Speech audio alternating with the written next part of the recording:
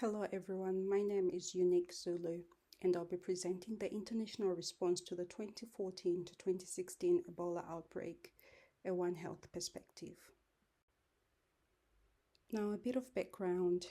Ebola virus disease is a zoonotic virus believed to originate from bats and transmitted through direct contact with infected blood or body fluids of animals or humans. Symptoms include fever, vomiting, diarrhea, and hemorrhaging. Diagnosis is confirmed through PCR testing and early detection is crucial for control. The 2014 to 2016 Ebola virus disease outbreak in West Africa qualifies under international health regulations as a public health emergency of international concern, which caused over 11,000 deaths and widespread socio-economic disruption. The detection of the virus was delayed due to a lack of knowledge, affecting poor post-conflict countries with inadequate health systems and limited experience. West Africa experiences high population mobility, 7 times higher than globally driven by poverty, and therefore this led to unchecked spread of disease in districts near Guinea's borders with Liberia and Sierra Leone.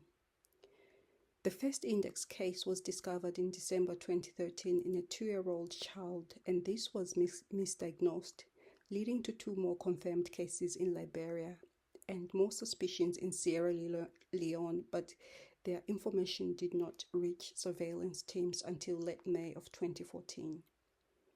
The virus crossed borders into Nigeria via airline travel by a Liberian passenger, prompting urgent plans for an emergency committee to assess the situation under international health regulation, which mandates reporting to WHO. On 8 August 2014, WHO declared the outbreak as a public health emergency of international concern. The study will evaluate the global response to the Ebola virus disease using the After-Action Review framework, which identifies strengths, weaknesses, and lessons learned from health emergencies. The analysis will identify key gaps in outbreak preparedness, response coordination, and risk communication, while assessing how the lessons learned will assist in improving future responses to emerging disease outbreaks.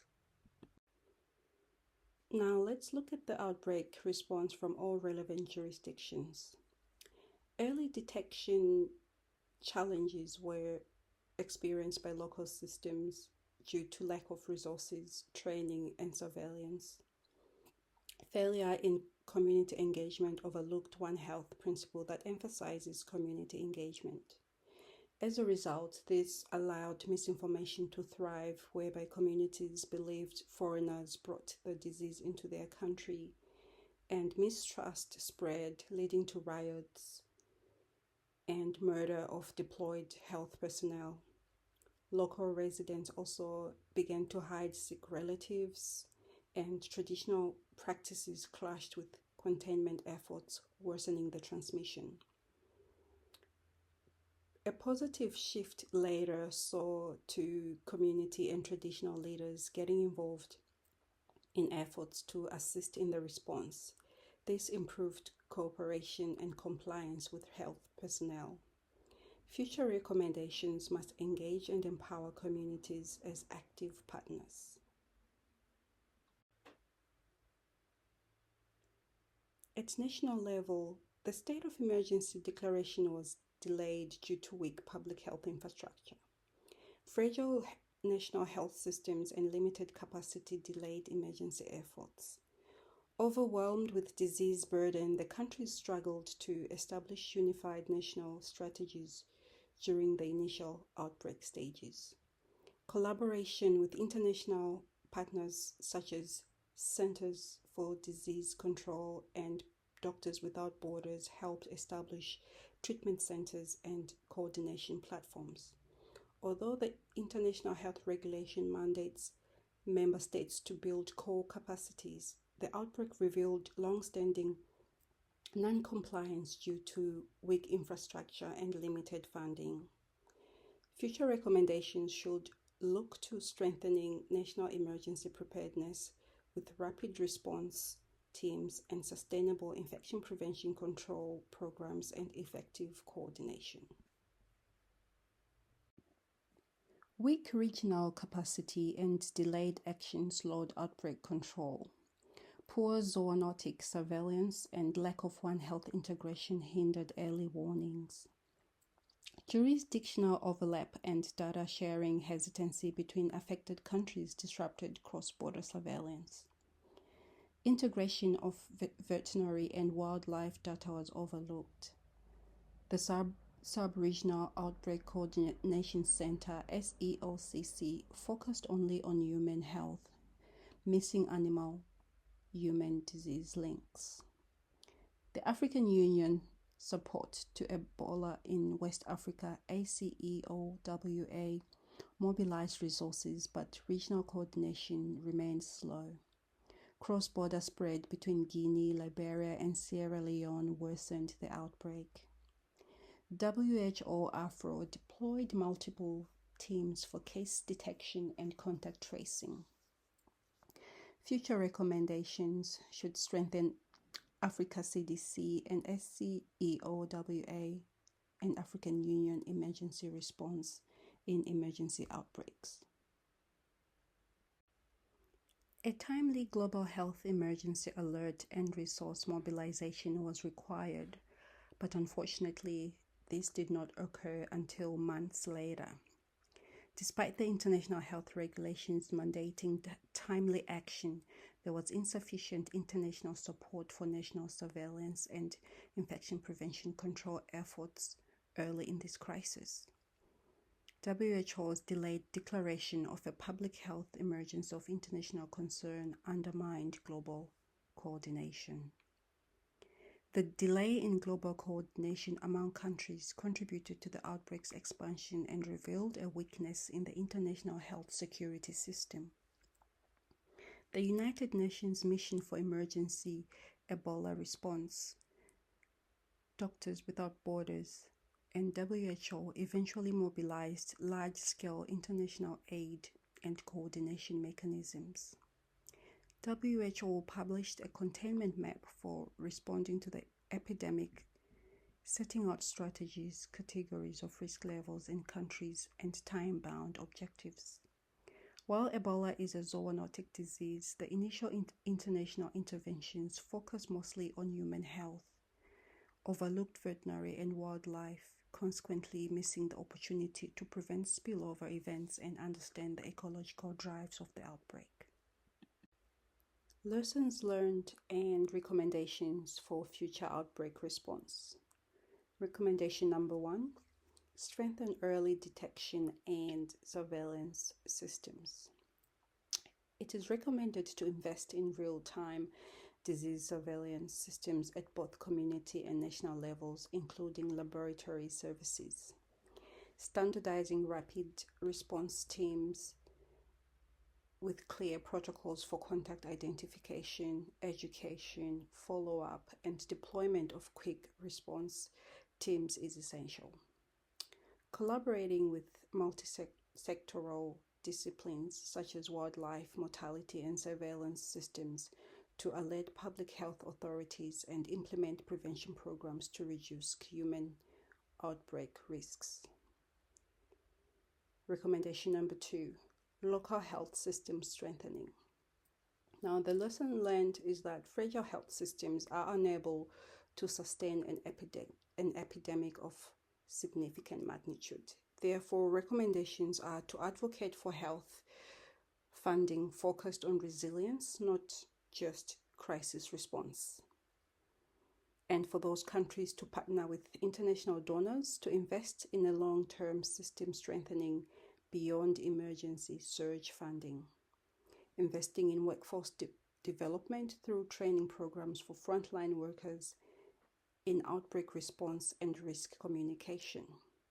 Also, establishing primary health care as the foundation, integrating services like vaccination, maternal care, and chronic disease management to ensure continuity of such during national health emergencies. Recommendation number 3, cross-sectoral coordination and timely reporting. Now, the lesson learned is that fragmented and poor multi-sectoral coordination delay response efforts. Therefore, it is recommended to create an incident management system to be activated during emergencies to enhance information flow and foster intersectoral collaboration between public health, agriculture, wildlife, environment, transport, and defense factors. Embed One Health liaisons within national emergency operations centers to improve coordination and decision making. Recommendation number 4, infection prevention and control. The lesson learned is that initially there were high rates of healthcare worker infections due to inadequate infection prevention practices. The future recommendation should include continuous infection prevention and control training for healthcare workers to ensure preparedness. Maintaining consistent personal protective equipment supply chains and embedded infection prevention control practitioners in health facilities. Integrating infection prevention and control standards into routine quality improvement practices to enhance long-term preparedness. Expand efforts to target high-risk areas and groups using community engagement, strengthened diagnosis, and vaccination efforts to prevent small outbreaks from becoming global emergencies. Promoting research and development of vaccines, ensuring equitable access to vaccines against emerging pathogens. Recommendation number 5, community engagement. The lesson learned is that early risk communication failed to engage communities, contributing to mistrust and resistance. Now, the future recommendation should engage and empower communities as primary partners in preparedness and response activities. To enable communities to plan for and monitor their actions during an epidemic with appropriate operational structures in place. Collaborate with civil and community structures and local leadership to build trust, particularly in regions where government trust has been compromised. Recommendation number 6, promote regional preparedness and unity. Lesson learned is that regional cooperation and cross-border coordination were insufficient in the early stages of the outbreak. Future recommendations will include empower regional bodies such as the Africa CDC to better coordinate cross-border responses, resource sharing, and prevention efforts for infectious diseases and broader health issues. Develop a strategy for governments to invest domestically in capacity building while mobilizing external support, ensuring transparent central monitoring and regular external capacity assessments. Continue utilizing tools like the Joint External Evaluation, which the WHO uses to assess national capacities in managing public health emergencies in line with the international health regulations. In conclusion, the Ebola virus outbreak reinforced that no jurisdiction could act in isolation. A future global health system must integrate One Health principles and uphold international health regulations commitments through systems that are proactive and resilient. Building multi-sectoral coordination and embedding preparedness into routine practice is vital for minimizing impact of future health emergencies. Thank you.